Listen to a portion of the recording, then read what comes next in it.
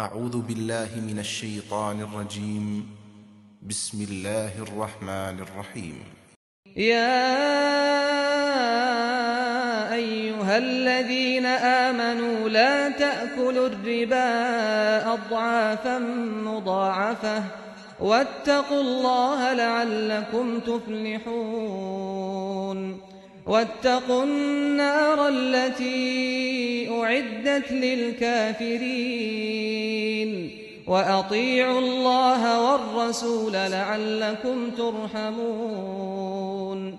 وسارعوا إلى مغفرة من ربكم وجنة عرضها السماوات والأرض أعدت للمتقين الذين ينفقون في السراء والضراء والكاظمين الغيظ والعافين عن الناس والله يحب المحسنين.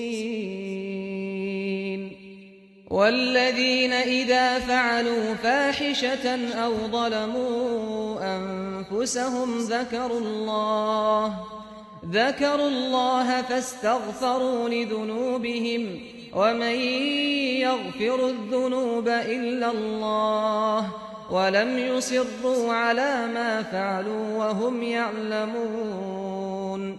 أولئك جزاؤهم مغفرة من ربهم وجنات تجري من تحتها الأنهار خالدين فيها ونعم أجر العاملين.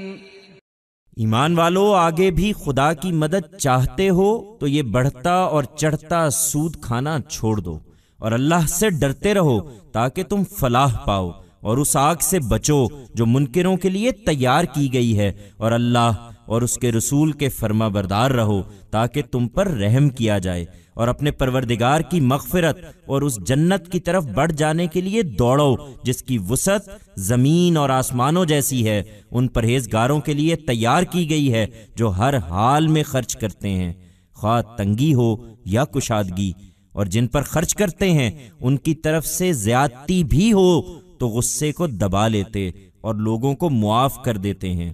یہی خوبی سے عمل کرنے والے ہیں، اور اللہ ان لوگوں کو دوست رکھتا ہے جو خوبی سے عمل کرنے والے ہوں، اور جن کا معاملہ یہ ہے کہ جب کوئی بدکاری ان سے ہو جاتی ہے یا اپنے حق میں کوئی برا کر بیٹھتے ہیں تو انہیں اللہ یاد آ جاتا ہے اور وہ اپنے گناہوں کی معافی مانگتے ہیں، اور اللہ کے سوا کون ہے جو گناہوں کو بخش دے اور جانتے بوجھتے اپنے کیے پر اصرار نہیں کرتے۔ یہی ہیں کہ جن کا صلہ ان کے پروردگار کی مغفرت ہے، اور وہ باغ ہیں جن کے نیچے نہریں بہتی ہوں گی، وہ اس میں ہمیشہ رہیں گے، اور کیا ہی اچھا صلہ ہے یہ نیک عمل کرنے والوں کے لیے۔ Believers, if in future also you want God's help, do not consume this interest, doubling it many times over, and keep fearing God that you may prosper. And protect yourselves against the fire that has been prepared for the disbelievers. And remain obedient to God and His Messenger that you earn mercy.